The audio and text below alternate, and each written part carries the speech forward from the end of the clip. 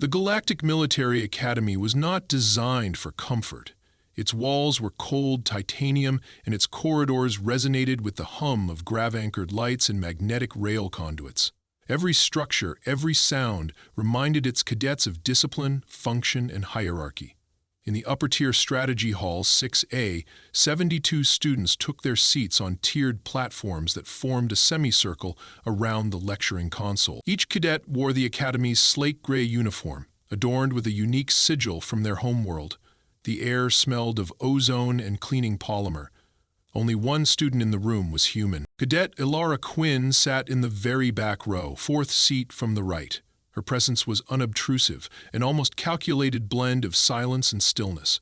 She never slouched, never fidgeted, never participated in the meaningless small talk others traded before lectures. Her hands were always on her knees, her eyes always forward. Her uniform was clean, functional, and plain. Her hair was cut short in a way that gave nothing away, not rank, not vanity, not rebellion. If there was anything remarkable about her presence, it was how deliberately unremarkable she seemed to be. The lecture began with a flicker of holoscreens and the low whir of a rotating podium. Commander Revik, a thin-bodied Silvaran with translucent skin and a six-eyed cranial ridge, activated the console and turned toward the room. His voice was smooth and accented, an authoritative tone that silenced the last murmurs among the cadets. The day's subject, he announced, is the strategic behavior of Deathworld species, with particular emphasis on humanity. He paused, and without looking, gestured toward the back. We are fortunate to have among us a direct representative of such a species. A few cadets turned to glance at Ilara. She did not react. Her posture remained exact, her expression unreadable. If she felt the weight of the room's attention, she gave no indication. Commander Revik tapped the screen, and a sequence of violent footage began. Archival clips flickered to life. Jungle firefights from Earth's second polar conflict, orbital strikes from the Jovian colony's secessionist wars, close-quarters footage from the subterranean battles of Helix Crater. The room dimmed as the images lit up the walls.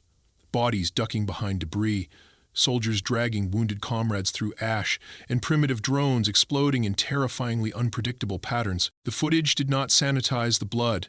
There was no orchestral soundtrack. It was raw. Screams cut through the silence of the hall. One cadet, a pluvian with frond-like antennae, looked away, his gills quivering in discomfort. Another, from the ice world Vorth, frowned and clicked her tusks disapprovingly. Most students murmured quietly, not quite in revulsion, but in condescension. It was brutal, yes, but barbaric and refined. Halfway through the second reel, a tall cadet from the front row stood up. His name was Xerox, of the Utho clan, a powerful reptilian race known for ritual combat and a rigid warrior code.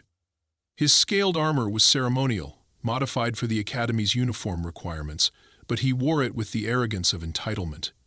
His yellow eyes gleamed as he stared at the projection, then turned to Commander Revik. "Permission to speak, sir?" Commander Revik gave a slight nod.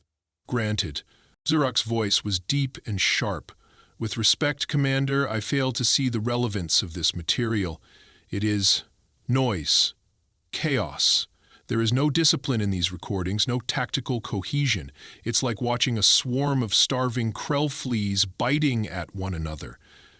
A few cadets chuckled nervously. Xerox turned to face the room, speaking louder.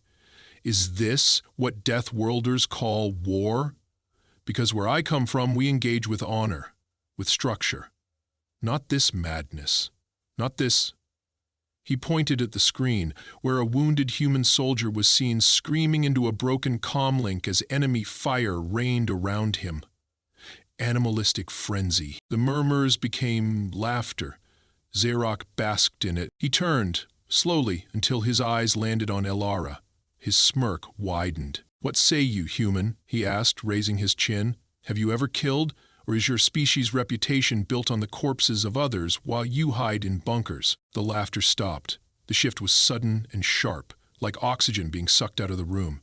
Every head turned, every eye focused. Some stared in expectation of a retort, others leaned in, hoping for an outburst, but none of them truly understood what was about to happen. Valera did not move at first. Then, with slow precision, she turned her head toward Xerox. She looked him in the eye, not up, not down, not away. Her gaze was flat, steady, and wholly without emotion. Then she smiled. It was a small smile. Closed lips, no teeth. A curve that held no warmth, no smugness, no provocation, just acknowledgement. Quiet acknowledgement. And that was all. Jarek's smirk faltered. No one spoke. No one dared to. The air was still. So heavy it seemed to press down on the chests of the cadets. The hologram behind the podium flickered, then faded, but no one noticed. Commander Revik looked at Alara for a full second, then returned to his notes without comment. Jurok sat down slowly. He did not meet her gaze again. In the silence that followed, nothing had changed physically in the room. But emotionally, psychically, everything had shifted. Something ancient stirred beneath the floor of that hall. An unspoken truth had surfaced, not with declarations or weapons, but with a smile that said, "I have seen war. You have studied it." A smile that did not threaten, but reminded. No one spoke to Alara after class. No one asked her questions. And when the next lecture began and a new alien instructor entered the room, he avoided mentioning humanity at all. Because the room remembered. Not the footage, not the battlefield statistics, but the moment when silence became the loudest thing in the hall. When one girl's smile turned an academic arena into something else, something that felt like war. For the remainder of the lecture, no one dared to speak. The air inside Strategy Hall 6A remained thick, not with tension in the traditional sense, but with something harder to name, something colder. It was as though a blade had been drawn, and though it had already been sheathed, its weight lingered in the minds of those who had witnessed its glint. Alara sat unmoved in her chair, her hands folded loosely on her lap, her eyes steady and absent of emotion. Jurok, once a proud centerpiece of the lecture hall, sat frozen, the rigid slope of his shoulders now slightly slumped. The silence had punctured more than his bravado. It had carved into something deeper, the illusion that knowledge of war equaled understanding of it. When the lecture finally ended, the students filed out slowly, quietly. Conversations that once filled the air with clashing dialects and planetary slang dissolved into murmurs and then into nothing at all. Alara stood with the same precision with which she had sat and walked down the back steps of the amphitheater without looking at anyone. No one blocked her path. No one called her name. Outside the hall, the Academy's central walkway stretched beneath an open dome that displayed the binary suns of the sector.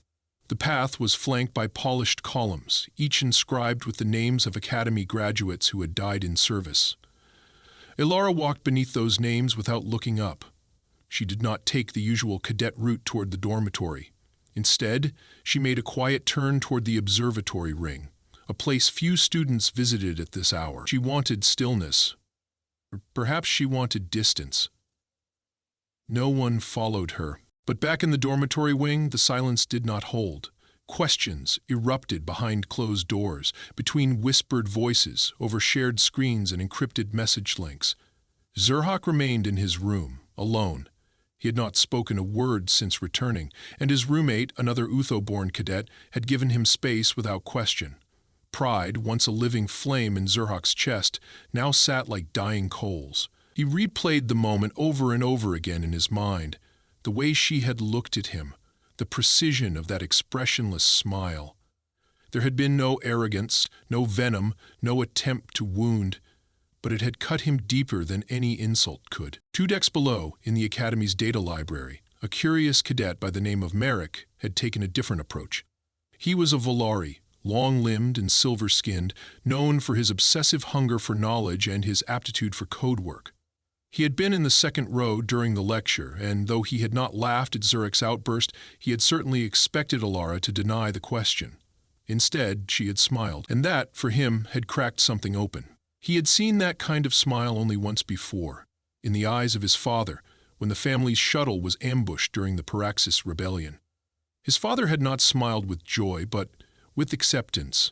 It was the smile of someone who knew what death was, who had stood in its shadow and returned. Merrick slipped into one of the encrypted access terminals at the edge of the library, bypassed 3 layers of general security, and entered the archive directory assigned to Earthborn cadets. Most of it was routine, educational records, inoculation logs, psychological assessments. But Ilara's file was different. Redacted lines filled the screen. Black bars obscured entire paragraphs. Her record of origin showed no exact location, only Zone 7 clearance required. Her physical training evaluations were present, but the combat score section was locked. Marek, with his nimble fingers and sharpened mind, dug deeper. He found it under a generic label in the simulation archive, an unlabeled combat sequence, 7 years old. The subject was masked, but the girl in the footage had the same movements as Ilara, the same rigid precision, the same posture. In the video, she moved through a ruined outpost on a shattered planetoid, evading automated turrets and flash scout drones with impossible calm. Her face was bloodied, but her eyes were dry. She dragged 2 wounded soldiers behind her, then turned with a compact plasma repeater and eliminated an encroaching target in 3 shots, all head level, no hesitation. She propped the men against a wall, drew a blade from one of their belts, and disappeared behind a cloud of red dust. Marek paused the video. His fingers hovered over the controls. The timestamp confirmed the footage's age. She had been 17 at the time, still below the legal combat threshold for most sectors. He stared at her frozen image, her eyes half lit by the muzzle flash, her expression cold and focused. She had not screamed. She had not panicked. She had acted. He closed the file and leaned back in his seat. The chair's metal frame creaked beneath him. The quiet girl who never spoke, who sat in the back of every hall and asked no questions. She was not here to learn how to survive war. She had survived it already. Across campus, in the mess hall, a group of cadets sat around a long steel table. No one touched their trays. The topic had shifted from laughter to concern. One student, a Falerian named Kira, kept her arms crossed tightly around her chest. "I don't think she smiled because she thought it was funny," she said quietly. "I think she smiled because—" She didn't need to answer. "Do you think she has a kill count?" another whispered. "Maybe," Kira answered, her voice low. "Or maybe that question doesn't even make sense to her anymore." As night fell over the academy, most cadets retreated to their rooms, the day's memory still fresh like a wound that hadn't begun to scab. Chirac remained silent through the evening roll call, answering only with a clipped nod. He had not spoken to anyone since the lecture.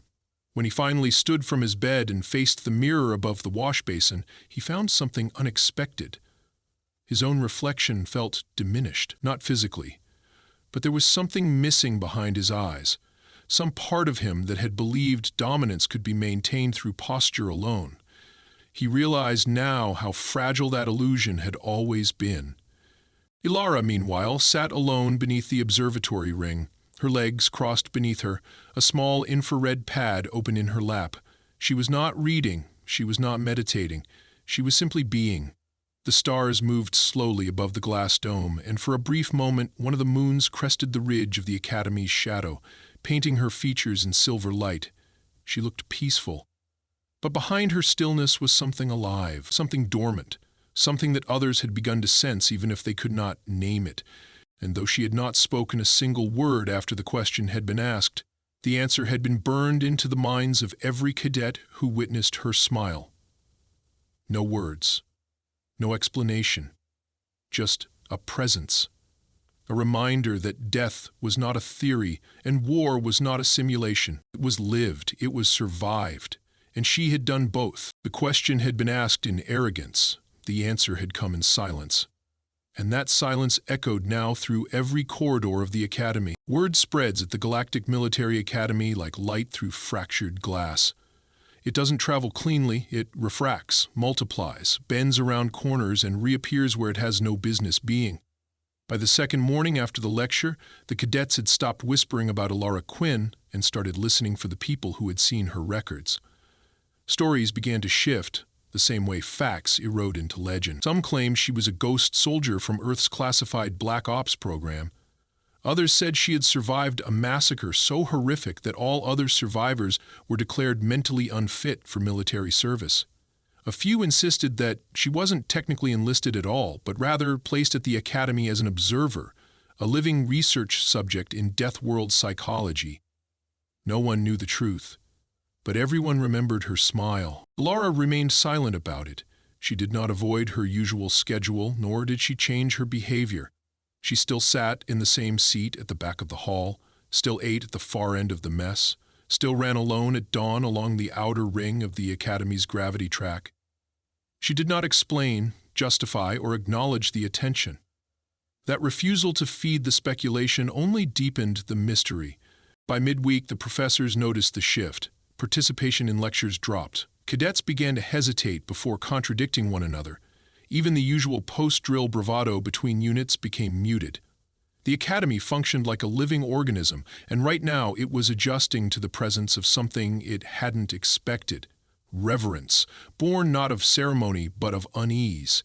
Cadets who had once dismissed humans as unpredictable creatures now held their opinions in check, because now there was a face attached to those stories. And she wasn't a myth. She was in the room. Commander Velis, the Academy's senior director of psychological training, convened a private session with his staff. He was a Tarovian, his skin veined with luminous biochannels and his eyes pale like polished stone. He reviewed incident reports, class transcripts, and holologs from the last 3 days.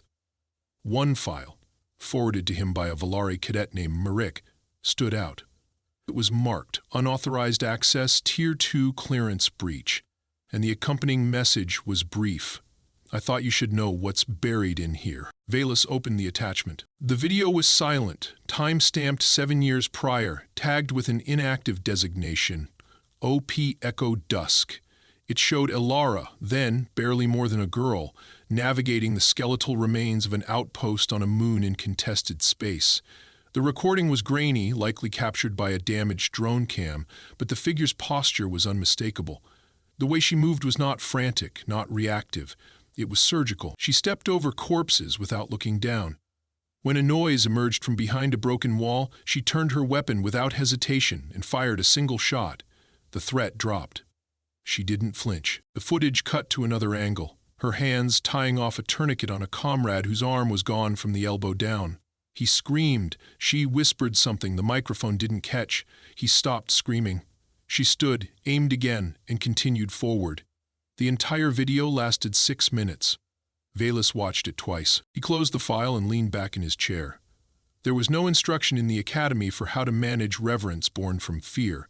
Protocol existed for behavioral corrections, disciplinary actions, stress mediation, but not this. Not the presence of someone who had seen too much and said nothing about it. He tapped a silent command on his console. A biometric scan confirmed his authority level and a new document opened. Field Candidate Evaluation, Ilara Quinn. The report was heavily redacted, but several details remained.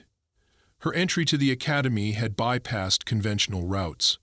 Her psychological assessment had been performed not by military staff, but by a third-party civilian unit that specialized in neural trauma. Her combat score, although buried, had a note beside it. Exceptional under active fire conditions. Recommend exemption from standard training protocols. Another line, subject displays compartmentalization behaviors consistent with high-sanctioning trauma response. Supervision required, though direct intervention discouraged. Velis frowned. This wasn't a cadet. This was a battlefield asset, wearing a student's uniform. Elsewhere, in the underdeck archives, Marek was not the only one digging anymore. A group of 3 cadets, 2 from the waterworld of Sorel and 1 from a distant mining colony near Glisa, had met quietly to share what each had found. One of the Sorelians, a female cadet named Iris, brought printouts of operational maps marked with red zones that matched the rough location of the outpost from the video. Another cadet had pulled trauma profiles from the survivors of the same battle. The number of surviving humans was 3. 1 later committed suicide. 1 remained under psychiatric observation on Luna Prime. The 3rd had no post-mission record. The files did not name her, but they didn't need to. The question now wasn't if Ilara had killed. It was how many times, and under what conditions. Rumors grew teeth. Some whispered she had led a rebellion cell during the Martian insurrections. Others said she was the sole survivor of an orbital downing that wiped out an entire squadron. Jarek, still humiliated by his confrontation with her, refused to speak about the event. He no longer walked with the same swagger. During combat drills, he kept his movements precise but cautious. Something in him had changed. One night, after lights out, he sat alone on the lower steps of the outer gravity field, arms resting on his knees. eyes locked on the artificial sky that mimicked the stars beyond the dome. He didn't hear Ilara approach until she was a few meters away. She said nothing, only stood beside him with the stillness of someone who knew how not to be noticed. He didn't look up. "I was angry," he said after a long silence, "because I didn't understand, because I thought fearlessness meant control, but when you smiled—" He didn't finish the sentence. She didn't ask him to. She sat down beside him. The wind in the dome's filtration system hummed low in the background. The artificial stars glinted against the curved glass ceiling. For a few moments, there was nothing between them but silence. He turned his head slightly. "Do you think we're ready for war?" She kept her gaze forward. Then she said quietly, "War doesn't wait for you to be ready." It was the first time he had heard her voice outside the classroom. It was clear, neutral, without emotion. But it didn't sound empty. It sounded final. From that moment on, Zarek stopped acting like a warrior. He started learning like a soldier. By the end of the week, Commander Revek updated the curriculum. New modules were added on asymmetric warfare, human psychology under pressure, and battlefield ethics. Ilara's name was never cited, but the influence was obvious. The Academy had absorbed the presence of something it hadn't trained for, lived experience. And in quiet corners of the campus, around mess tables, under low lights in study halls, at the edge of training fields, cadets spoke not about the horrors of war, but about the quiet that follows it. The kind of quiet a person wears when words no longer matter. The kind Ilara wore like armor. She never corrected the stories about her, never confirmed or denied, because the truth was simpler than all of them. She had survived. That was all. And in the halls of an institution designed to teach survival, that alone made her the most dangerous person in the room. The Academy's upper command rarely modified the academic schedule mid-cycle. Structure was law here.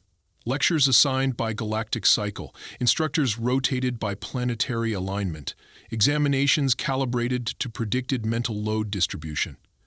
Any disruption was considered dangerous to the integrity of cadet development. Yet something had shifted. Subtly at first, then undeniably. Commander Revek, after several private discussions with Velas and 2 cross-departmental briefings, issued a classified directive, Curriculum Enhancement Protocol, Case Study, Human Conflict Methodologies. Officially, it was a pedagogical update. Unofficially, it was a recalibration of the Academy's assumptions. The first visible change came on the morning of the new war theory module. Cadets entered the auditorium expecting another abstract deconstruction of interstellar siege mechanics. Instead, the central screen displayed a paused image of a lone trench surrounded by collapsed structures. No narration, no tactical overlays, just the cold frame of destruction. The instructor stood to the side, silent, waiting. Ilara entered a few minutes later. She took her seat without hesitation, the same spot as always, but this time the room did not look at her with suspicion or myth-making curiosity. It was something else now. Attention without intrusion. Respect without pretense. When she sat, she noticed it, the difference in posture, the way no one dared whisper. She understood the shift instantly. The war wasn't the subject anymore. She was the lens through which it would now be viewed. Commander Revek appeared through the side door, a portable console in hand, and without introduction, he tapped a command. The still image dissolved into motion. The screen displayed helmet cam footage from a siege on Darsa Outpost, an unclaimed mining world in neutral territory. The video was chaotic, smoke, shouting, blood, but it was organized chaos. Cadets leaned forward as the camera feed showed a unit pinned behind cover, cut off by a collapsed corridor. A voice crackled through comms, female, clear, giving instructions without panic. The unit obeyed instantly. The cadets didn't know whose voice it was until one of the instructors confirmed it aloud. Cadet Ilara Quinn. Then Corporal, age 19. Some cadets turned to glance at her. She did not flinch. Her eyes remained on the screen, her face expressionless. No emotion, no pride, just presence. Rek paused the feed and turned to the class. "Tell me what she did wrong." Silence. No one raised a hand. Finally, a male cadet near the front, a Brelanian from a warrior caste, spoke, his voice cautious. She advanced through open terrain under hostile fire with only partial cover. Standard protocol requires waiting for smoke deployment or a flanking distraction. Correct, Revik said. That's the rule. Now, watch. The video resumed. Alara in the feed had moved forward, using debris shadows instead of proper cover. She reached a wounded soldier, dragged him 3 meters to a stabilizing platform, deployed a signal jammer, and returned to the front. All under 30 seconds. The enemy fire slowed, not because of confusion, but because her movement had disrupted their sync cadence. The action had broken rhythm. Revik turned back to the room. Now, tell me why it worked. This time the silence wasn't ignorance. It was reflection. The cadets watched again. One spoke softly. She didn't wait to regain control. She made control by disrupting theirs. Another cadet added, she created unpredictability, not through force, but through defiance of expectation. Rek nodded once and dimmed the screen. That is not in our manuals, that is experience. No one needed to look at Alara now, they knew. Instructors across the academy adjusted their methods. Training simulations that once prioritized textbook maneuvers now included chaos variables, unpredictable civilians, malfunctioning weapons, conflicting objectives. Cadets began thinking not like strategists, but like survivors. And yet, there was a limit to how much of Alara's reality could be integrated into procedure, because her strength came not only from instinct, but from pain, and pain could not be taught. Later that week, a tactical ethics seminar hosted by Commander Valis convened in the underground projection chamber. The module was labeled Operational Boundaries Under Stress, but everyone knew the subject was her. Alara sat in the center row. Valis opened the seminar with no screen, no footage, only a question. At what point does survival justify disobedience? The room paused. One female cadet raised her hand. When the cost of obedience is certain failure. Valis nodded. And who decides that cost? Another cadet answered, the person in the moment. Valis turned to Elara.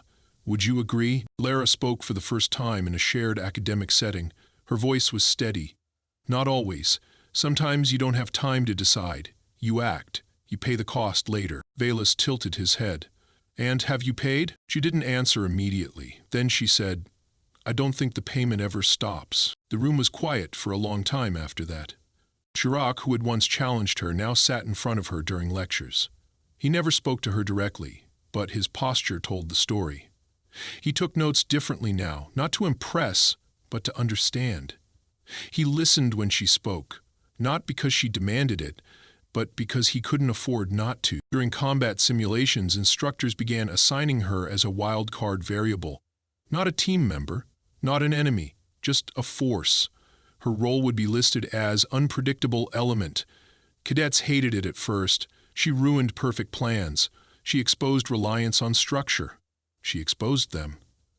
But after each session, she offered feedback. Not as judgment, but as observation. One male cadet asked her after a particularly brutal session, "Do you enjoy breaking things down?" She answered, "No. I just know how fast things break when you assume they won't." In those simulations, she didn't try to win. She tried to teach. And her lessons were brutal, only because reality was. One day, after a strategy exercise in the gravity dome, Alara sat on the bench, lacing her boots. A first-year cadet approached her, nervous, hands twitching. He stood in front of her awkwardly. "Is it true," he asked, "that you were the last one standing in your unit?" She didn't answer. He stammered, "Sorry, I just wanted to know if it was real. The story." She looked at him. Not unkindly, it was real. "But I'm not proud of it." She tied the last knot in her boot and stood. "Because if I was the last one standing, it means everyone else fell." He didn't ask anything else. As the semester neared its end, the academy had begun to change, not in structure, but in spirit. Cadets no longer equated power with volume. They no longer measured strength by simulations passed or drills dominated. They began to notice what wasn't said, what was held back, what lived behind the eyes of those who didn't boast. Alara had never intended to teach anyone, but she had become the Academy's sharpest lesson, and not a single word in the curriculum could contain her. The storm simulation began at 400 hours without warning. A red alert pulsed through every corridor of the Galactic Military Academy, triggering motion-sensitive alarms, sealing non-essential doors, and projecting a countdown across every corridor's overhead display. All cadets were required to report to their assigned drills, but no further information was given. This wasn't scheduled. That alone meant it would be serious. Inside Tactical Dome 7, the air throbbed with artificial wind and shifting gravity. Rain poured from pressurized vents at the ceiling, fog spewed from calibrated floor units, and temperatures fluctuated unpredictably between freezing gusts and sweltering humidity. It was a chaos chamber designed to strip comfort, erase vision, and overload decision-making faculties. The cadets, divided into units of 5, had no idea what the goal was. No objective markers, no enemy description, no end time. Just survival. Ilara stood with her unit near the dome's western quadrant. She didn't speak. She didn't need to. The others looked to her instinctively, not by order but by gravity. The Berlinian cadet, once so eager to challenge her, now stood slightly behind her shoulder. The others kept tight, watching her for the first move. But she didn't rush. She listened to the rhythm of the wind turbines, the subtle change in magnetic pitch beneath her boots. She was reading the room like a battlefield, not a simulation. A flash erupted 50 meters ahead, followed by a sonic pulse that knocked 2 cadets off balance. Simulated artillery, set on auto-ramization designed to mimic rogue AI behavior from ungoverned sectors. No announcement, no mercy. Just noise and pressure. Ilara moved. She signaled with her hand, cutting into the fog, pointing right, then sweeping forward. Her team followed without question. As they advanced, shadows moved on the far side of the dome. Another unit, perhaps. Or something else. A faint, non-human growl rumbled beneath the artificial thunder. She recognized it. The trainers had introduced a xeno-hybrid creature from the Academy's containment wing. Real biology, real aggression, real risk. Her pace didn't change. They found the first structure near the central crater, a broken comms tower wrapped in synthetic vines. She checked the angles, forced a short breath, then gestured for her team to split. 2 held cover, 1 climbed the debris, 1 checked the rear. She herself advanced toward the exposed generator base, where she suspected the audio pulses were being amplified. It wasn't the mission, but it was disruption. Disruption was opportunity. Just as she reached the access panel, the creature lunged. It emerged from behind a melted barricade, all sinew and black-plated scales, with 4 limbs and a jagged crest along its spine. Its mouth opened wider than natural laws allowed. It should have triggered a panic response, but her heart didn't spike. Her muscles did not freeze. Her weapon did not lift instinctively. Instead, she stepped into the charge. Using its own momentum, she ducked low, twisted her body sideways, and slid under its mass. 1 hand snapped out and activated the access panel as she passed, causing a high-frequency tone to pulse through the dome. The creature howled, staggered, and clawed at the walls. The sound destabilized its equilibrium. Her team watched, stunned. Not because she had survived, but because she had never stopped moving. Even mid-dodge, she had completed the override. It wasn't a test of combat. It was a test of clarity, and she had passed it before the others understood the question. On the instructor level above the dome, Commander Velis observed silently. Around him, various instructors murmured about response times, cohesion, and adaptation rates. But Velis watched only her. Not her speed, not her strength, her stillness. The kind of stillness that only came from having nothing left to prove. He pressed a control button. All stimuli in the dome ceased. Wind silenced. Lights stabilized. The creature was tranquilized via ceiling vent sedation gas. Cadets blinked into the sudden clarity. A mechanical voice declared, "Exercise concluded. Report to debriefing sectors." Inside the dome, the silence was thick. Cadets glanced around. No one moved toward the exits. Ilara stood still, looking at the now-collapsed creature. One of the instructors descended into the dome and approached her. He was tall, cybernetically enhanced, skin marked with old combat scars. His voice was low. "Why did you override the pulse relay instead of engaging the target?" She answered evenly. "Because the relay was feeding it aggression. If I disabled the trigger, the creature would destabilize on its own. Calculated risk? No, she said. Memory. The instructor studied her for a moment, then turned and walked away. In the debriefing hall, cadets sat shoulder to shoulder in the low-lit room, eyes ahead. A large monitor displayed combat data, movement patterns, decision trees, biometrics. Ilara's name flashed at the top of every category. Her profile wasn't tagged by rank or affiliation, just her name. Alone. Valey stepped into the front of the room. He didn't offer a lesson. He didn't summarize the performance. He simply asked, "What did you feel when the dome went dark?" Some answered, confusion, fear, disorientation. Then he asked, "What did she feel?" Silence. Then Xerox spoke. His voice was calm. She didn't feel.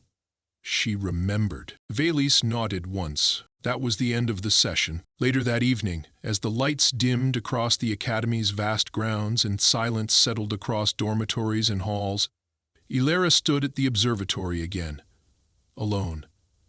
She stared at the artificial stars above, but her thoughts weren't on simulation scores or data metrics. They were on the void between those stars, on real battlefields, on comrades she hadn't saved, on a girl who once stood in a crater holding a weapon that had run dry, with no backup and no voice left to scream. Behind her she heard footsteps. Zarek again. This time he approached slowly, not out of fear, but respect. He stopped beside her and said, "I used to think war was about who stood tallest." She didn't respond. He looked at her. "Now I understand. It's about who stands last." She turned her head slightly, meeting his gaze, then said, "No, it's about what you carry when you do." He nodded. "And what do you carry?" She looked away. All of them. That night, in the quiet rooms of the academy, no cadet spoke about ranks. No one joked about Earth. And no one mocked Deathworlders again. Because there are stories you read and stories you live. But there are also stories that walk beside you, saying nothing, only reminding you in every breath that survival isn't a chapter. It's a weight. Ilara Quinn had survived, and in the silence she left behind, the Academy finally understood the battlefield wasn't in the dome. The battlefield had always been in the room,